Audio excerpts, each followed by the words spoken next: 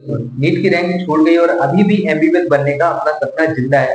तो किस तरह से एमबीबीएस को अचीव किया जा सकता है, नीट की तैयारी कैसे की जा सकती है, बीएमएस और बीएचएमएस जैसी कोर्स को ज्वाइन करते हुए, जिसको अपन पार्शियल ड्रॉप का नाम देते हैं। अब बहुत सारे लोगों को कमेंट आ रहे थे, इसलिए आप लोगों के लिए बहुत इंपॉर्टेंट वीडियो है, खास करके उन लोगों के लिए बहुत इंपॉर्टेंट वीडियो है जो लोग की 340, 370, 400 या 450 नंबर अचीव करने के बाद अब वो सोच रहे हैं कि हमको पीएमएस कोर्स लेना पड़ेगा क्योंकि फैमिली प्रेशराइज कर रही है, अपना साल बहुत बर्बाद हो चुका है। उन लोगों के लिए सबसे इंपॉर्टेंट वीडियो ये है। तो वीडियो को ध्यान से देखते हुए अंत तक बने रहना, क्योंकि एंड में ही एक इंपॉर्टेंट टॉपिक तुम्हारे साथ शेयर करने वाले हैं, जो कि मेरे सीनियर्स 2 साल पहले ही यहाँ पर एमबीबीएस को अचीव कर लिए, जिन्होंने बीएमएस सेकेंड ईयर पढ़ते पढ़ते ही एमबीबीएस को क्रैक कर लिया। तो अभी तक जिसने वीडियो को सब्सक्राइब नहीं किया तो प्लीज सब्सक्राइब कर देना। बिकम अ डॉक्टर मेरा चैनल का नाम है। और ऊपर से जिन लोगों को एमपीआईयू या बीएमएस या एमबीबीएस या बीएचएमएस में काउंसलिंग करना है, जिन्हें काउंसलिंग का बिल्कुल भी नॉलेज नहीं है या जरा सा नॉलेज है और उनके अच्छे से अच्छा कॉलेज बनने का चांस है, लेकिन वो कॉलेज कोई माइनर गलती के साथ कोई मेजर गलती ना कर बैठे, तो कमेंट में लिंक है, उसको फिल कर देना, हमारी टीम की तरफ से आपको कॉल आएगा। अब चलो बात करते हैं कि एमबीबीएस कैसे अचीव करना है। तो सबसे सिंपल इंपॉर्टेंट बात क्या होता है कि एलिजिबिलिटी क्या होती है। देखो, सबसे इंपॉर्टेंट चीज समझने वाली बात ये है कि नीट का कोई भी लिमिट नहीं है।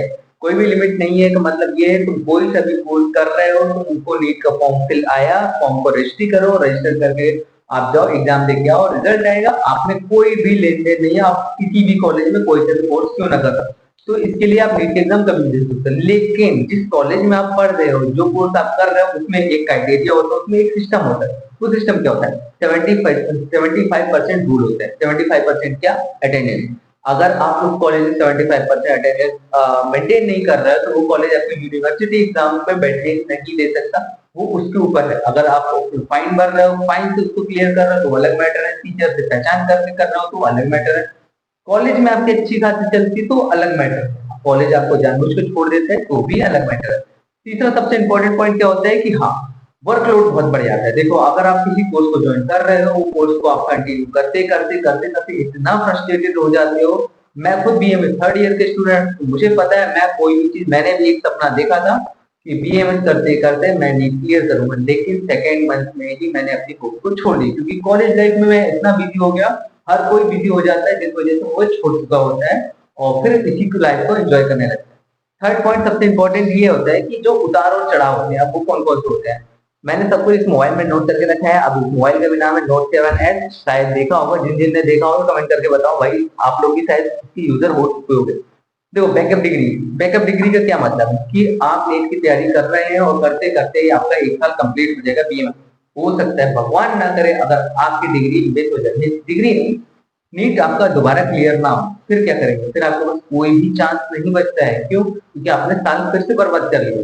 इस वजह से बैकअप डिग्री आपकी बन जाती है 1 साल की। उसके बाद अगर आपका फिर से एमबीबीएस नहीं निकला तो कोई बात नहीं, आप इस चीज को कंटिन्यू कर सकते हैं। ये होता है सबसे बड़ा प्रॉफिट। दूसरा क्या है? कंटिन्यू आपको स्टडी करनी पड़ती है, तो आपकी जो हैबिट बनी रहती है वो हैबिट नहीं छूटती। और एक और इम्पोर्टेंट चीज ये होती है कि आप लोगों से कटते नहीं है, आप सीधे सीधे बीएमएस भी पढ़ रहे होते हैं, जिसमें एनाटॉमी की जरूरत थी और भी बहुत सारी चीजें होती है, क्योंकि फर्स्ट ईयर में आपका एनसीईआरटी का ही मोस्टली पार्ट होता है, जिस वजह से आपको कोई भी परेशानी नहीं होने वाली फर्स्ट ईयर में। लेकिन सेकेंड ईयर में आप पार्शियल ड्रॉप के बारे में बिल्कुल भी नहीं सोच सकते। और फायदा क्या क्या हो गया ये तो ठीक है, अब नुकसान क्या क्या होता है? नुकसान ये होता है कि आप बहुत बिजी हो जाते हैं, आप खुद के लिए टाइम नहीं दे पाते। क्यों? क्योंकि अगर आपने फुल पेशेंटफुली अपनी नीट की तैयारी चालू कर दी है और आप बीएमएस भी पढ़ रहे हैं या बीएचएमएस भी पढ़ रहे हैं, तो आप अपने करियर में इतना बिजी हो जाते हैं कि आप अपने पेरेंट्स को बात नहीं कर पाते, 5 मिनट का टाइम आप खुद के लिए नहीं निकाल पाते। तो सबसे ज्यादा इसमें क्या होता है? पैसे का लॉस होता है। कैसे? आप बीएमएस में एडमिशन लेते हैं तो आपको लगभग फर्स्ट ईयर में 6, 7 से 10 लाख तक खर्च करने पड़ सकते हैं।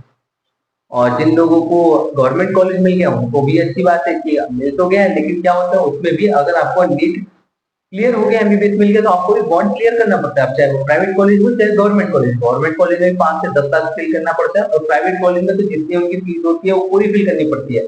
ये सारी चीजें होती है नुकसान। अब देखो, एक और पॉइंट है क्या, बजट रिस्क वगैरह वगैरह तो अपन ने बता दी। एक मेन कंक्लूजन जो होता है, अब मेन कंक्लूजन जैसे मैंने आपको वीडियो के शुरू में बताया कि मैंने सीनियर मेरे से, उनने क्या बोला, उनका कैसे क्लियर हुआ। देखो, 2 साल पहले, मतलब कि उन्होंने बैच 2020 में एडमिशन लिया था, 2020 में एडमिशन लेते लेते 2022 में आए और उन्होंने दूसरे साल नीट क्लियर किया। नीट क्लियर कैसे किया, वो कंटिन्यू एक स्टडी प्लान करते थे।